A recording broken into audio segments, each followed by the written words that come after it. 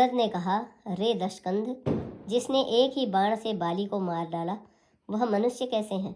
अरे कुजाती, अरे जड़, 20 आंखें होने पर भी तू अंधा है। तेरे जन्म को धिक्कार है।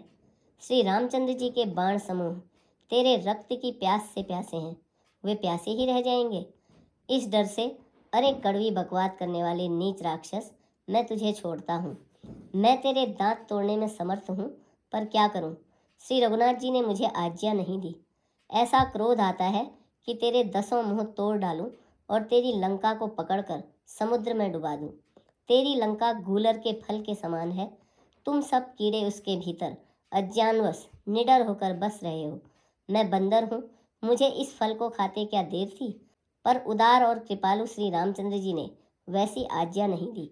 अंगद की युक्ति सुनकर रावण मुस्कुराया और बोला, अरे मूर्ख, बहुत झूठ बोलना तूने कहाँ से सीखा? बाली ने तो कभी ऐसा काम नहीं किया। जान पड़ता है तू तपस्वियों से मिलकर लबार हो गया है।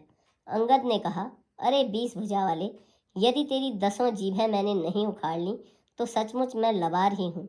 श्री रामचंद्र जी के प्रताप को समझकर अंगद क्रोधित हो उठे और उन्होंने रावण की सभा में प्रण करके दृढ़ता के साथ पैर रोप दिया और कहा, अरे मूर्ख, यदि तू मेरा चरण हटा सके तो श्री राम जी लौट जाएंगे। मैं सीता जी को हार गया। रावण ने कहा, हे सब वीरों, सुनो, पैर पकड़कर बंदर को पृथ्वी पर पछाड़ दो।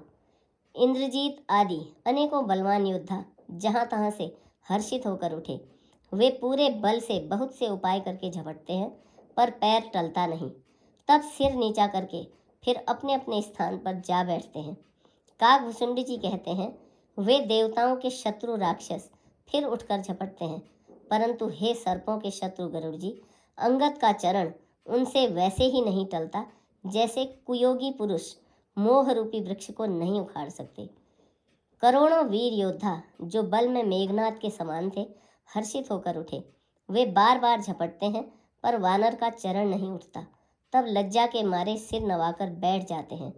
जैसे करोड़ों विघ्न आने पर भी संत का मन नीति को नहीं छोड़ता, वैसे ही वानर अंगद का चरण पृथ्वी को नहीं छोड़ता। यह देखकर शत्रु रावण का मद चूर हो गया। अंगद का बल देखकर सब हृदय में हार गए। तब अंगद के ललकारने पर रावण स्वयं उठा। जब वह अंगद का चरण पकड़ने लगा, तब बाली कुमार अंगद ने कहा, मेरा चरण पकड़ने से तेरा बचाव नहीं होगा।